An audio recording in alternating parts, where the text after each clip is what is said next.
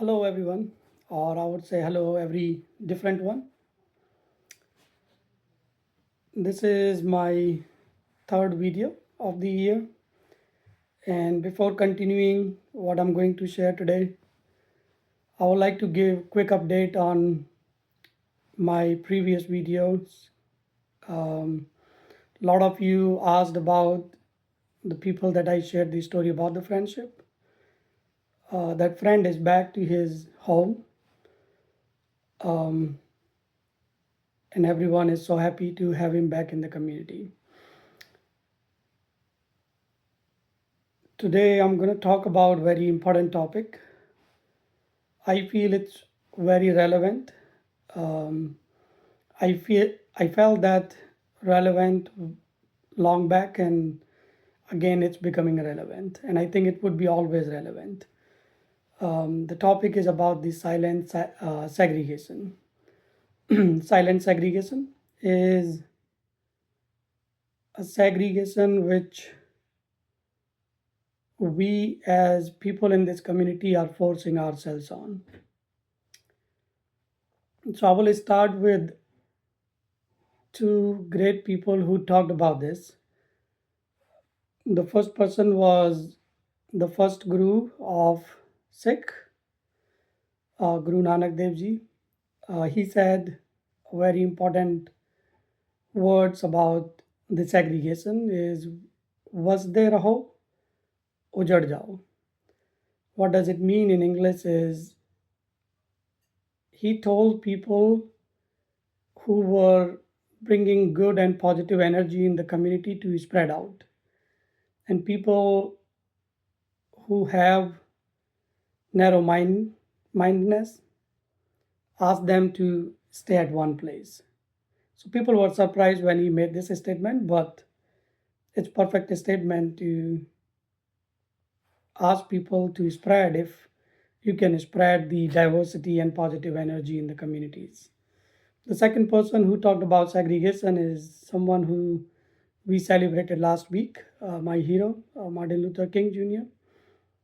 We all know what he did, what he talked about segregation. But the surprising fact is today we are segregating ourselves silently.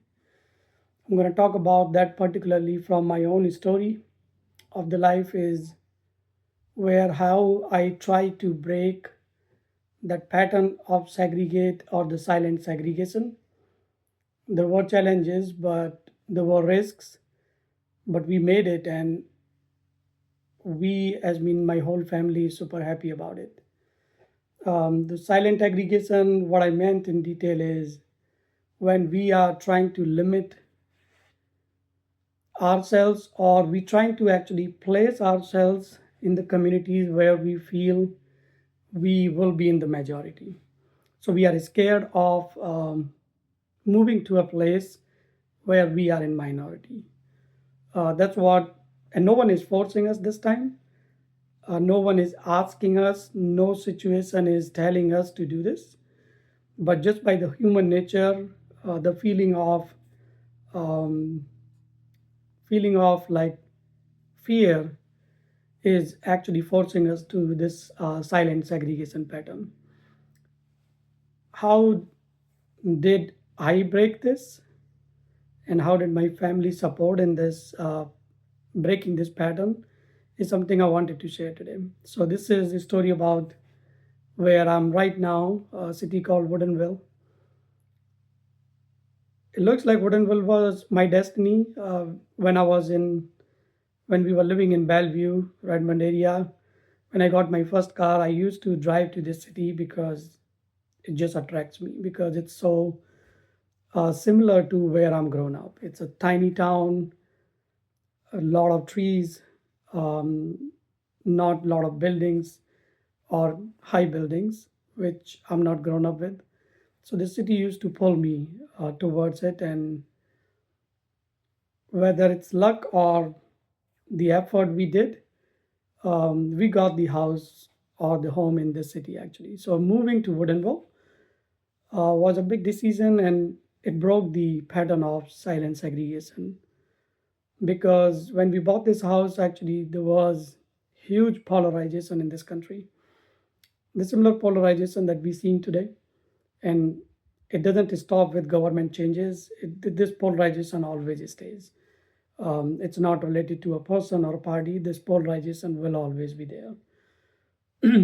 So, coming to Woodinville, um, with three girls not fully engaged in this idea of breaking the silent segregation. Sometime I used to feel like it's too risky. Like, should I do this or not? But the the intention or the energy I had to break this pattern was so strong that I thought it will be okay. And it's not okay. It turned out to be a great experience living in this tiny city, Woodinville.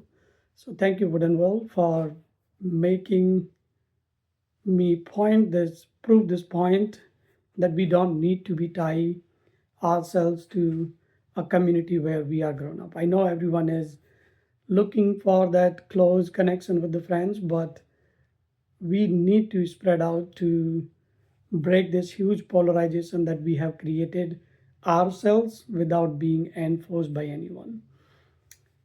We ended up in the Cottage Lake Beach Club community in this town, and I would say that was the best decision we had, where we found this amazing community um, where I could not, we could not expect more.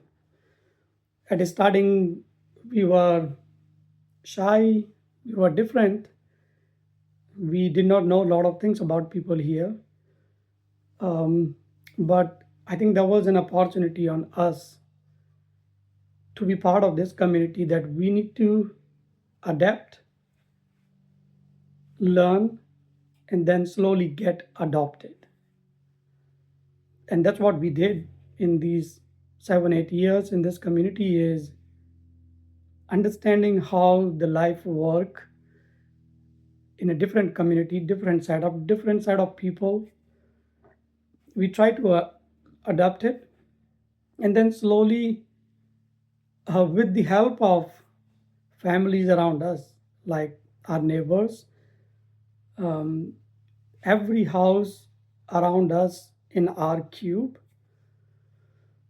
has changed my thinking that we need to tie ourselves to a community where we are grown up. This is so amazing community that we all are growing very healthy here.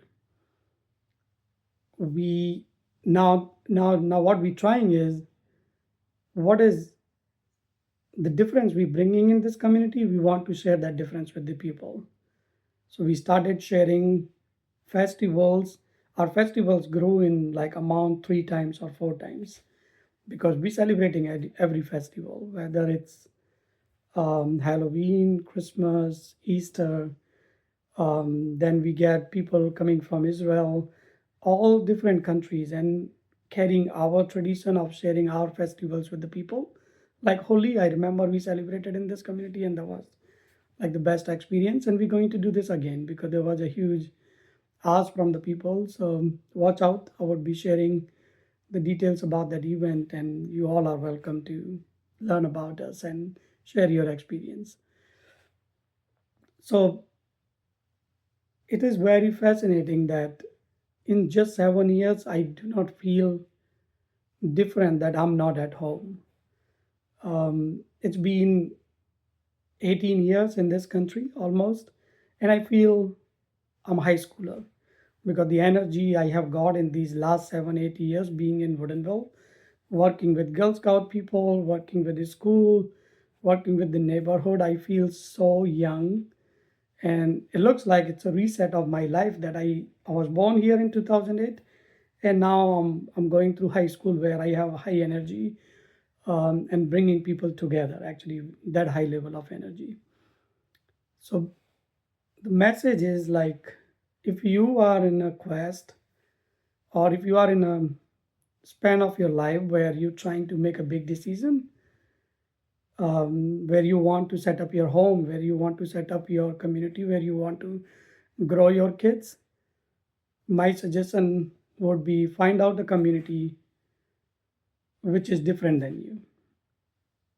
Adopt them, get adopted, and you will be surprised how our next generation will take it forward.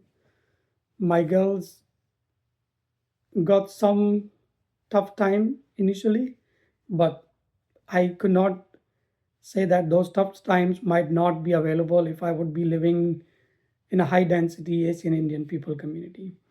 So I take them by design. This is how people behave. But my elder one is grown up very healthy and have a passion of driving a truck in high school is something what Woodinville has done. She is confused about what she should be doing in her career is something I feel Woodinville has done. Because if I was living in a high Indian density population, I'm sure she would be very sure because there are very 5 or 6 different streams of the work that we do. Um, and there was very clear choice to select one of them. So Woodinville has done that where she is still not sure what she wants to do, and that's the beauty of bringing this diversity in our life. So taking the point forward through this video, I feel it feels risky, it feels challenging to take your family to a place where there are a lot of differences. I would say take that challenge, but you need to be very strong and you need to be ready to bring the change that you taking this step in your journey of life. And I'm sure the world would be a better place to live. Like the world that we living in this community is a better place to live. I'm sure you would have a better place to live in this diverse set of people living with diverse set of people. So let me know how you feel. If you're taking a big call, I would be happy to share my experience with you. I know a lot of people in the wooden world have seen me. I'm happy to meet you and share my more experiences with you. Go on walk for you. Tell how being in Woodinville and being in this diverse set of people has changed our lives. Um, Share your experiences if you have done too, and take care. Let me know if you like my videos. Keep telling, and I will be connecting with you more and more. Take care. Thank you.